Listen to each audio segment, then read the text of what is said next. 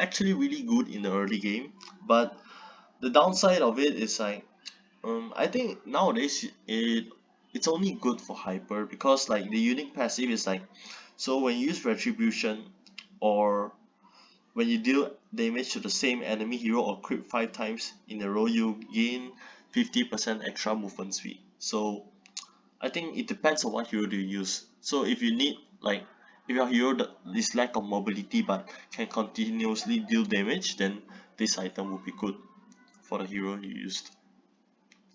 So moving on to next, Iron Hunting Bow. So Iron Hunting Bow is also a small item. I think this is even worse than the hammer, Fury Hammer, cause what this item does is only, it gives you 10 physical attack and 5% cooldown reduction. But obviously this is a early game item. That's why it has to be really good to scale up to have higher ranking. That's why I rank it below. You know what?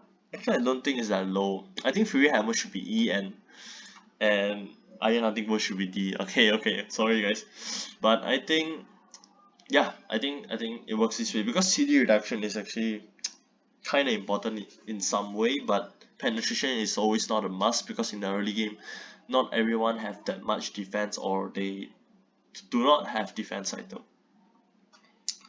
So javelin is just critical chance. I'll leave it in E, because MM still need to buy it as first item, so I'll just leave it in E. Then next, knife. This item is really good in the early game for hypers to farm faster. Also for MM, it's like a early game item to buy. So this will be in the S tier with the dagger in the early game. So yeah, good item to have. Legion Sword. Next is Legion Sword. Legion Sword. Um, this item I think is also, I think it's in the D tier. It's, as I say, it's a small item. It's a breakup item. You don't have unique passive on this item as a small item, which some small item offers, but it's not a bad item to have if you're building BOD, and it's a must item to have you if you're building BOD. But um, yeah, I think this item is just kind of decent. So moving on to next is Magic Blade. Okay, so this is also a small item, but it's actually really good in my opinion, and I'm gonna leave it in B. You know what? C. Okay. What this item does is, when taking damage that reduces HP below 30%, you gain a shield. You gain a scaling shield, uh, up to 385, and depends on what your hero level is, and it scale up, and also 50% movement speed. So it depends, but I think if you are getting rose gold, which is this item, if you're getting rose gold, I'm gonna put rose gold. I'm gonna rank rose gold as well.